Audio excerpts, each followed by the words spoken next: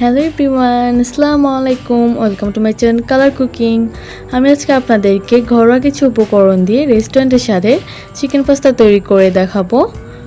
চলুন তাহলে শুরু করা যাক।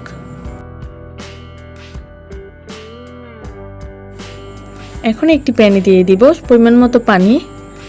পানিটা যখন ফুটে উঠবে তখন পরিমাণ মতো লবণ ও তেল দিয়ে দিব। দিয়ে দিব পাস্তা।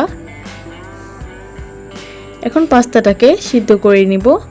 পাস্তাটাকে কিন্তু সম্পূর্ণভাবে সিদ্ধ করা যাবে না, 70% সিদ্ধ করে নিতে হবে এবং বাকি 30% রান্না করার সময় সিদ্ধ হয়ে যাবে।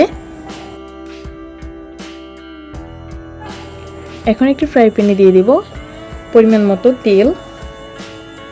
দিয়ে দিব হাফ কাপ পেঁয়াজ কুচি।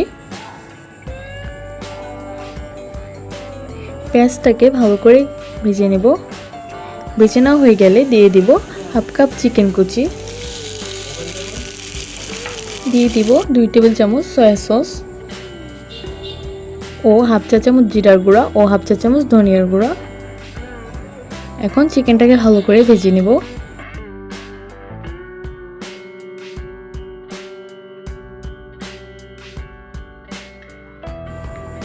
ভেজে নেওয়া হয়ে গিয়েছে। এখন পরিমাণ মতো গাজর কুচি ও কয়েকটি কাঁচামরিচ কুচি দিয়ে দিব।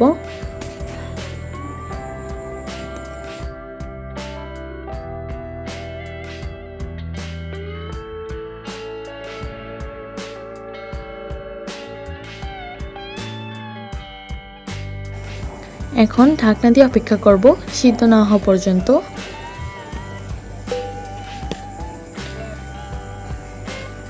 কিছুক্ষণ পর এটি কিন্তু সিদ্ধ হয়ে গিয়েছে। এখন দিয়ে দিব সিদ্ধ করে রাখা পাস্তা। দিয়ে দিব 3 টেবিল চামচ টমেটো সস আর দিয়ে দিব সাথে থাকা মশলার প্যাকেটটি। এখন সবকিছু ভালো করে মিশিয়ে নিব। রান্না করে নিব 5 মিনিট। আমাদের পাস্তা কিন্তু রেডি হয়ে গিয়েছে। এখন শুধু পরিবেশনের পালা। আমার আজকের রেসিপিটি আপনাদের কাছে কেমন লেগেছে তা অবশ্যই কিন্তু কমেন্ট করে জানাবেন এবং ভালো লেগে থাকলে লাইক, কমেন্ট এবং শেয়ার করবেন এবং আমার চ্যানেলটি সাবস্ক্রাইব করবেন। আর যারা সাবস্ক্রাইব করছেন তাদেরকে অসংখ্য ধন্যবাদ। আল্লাহ হাফেজ।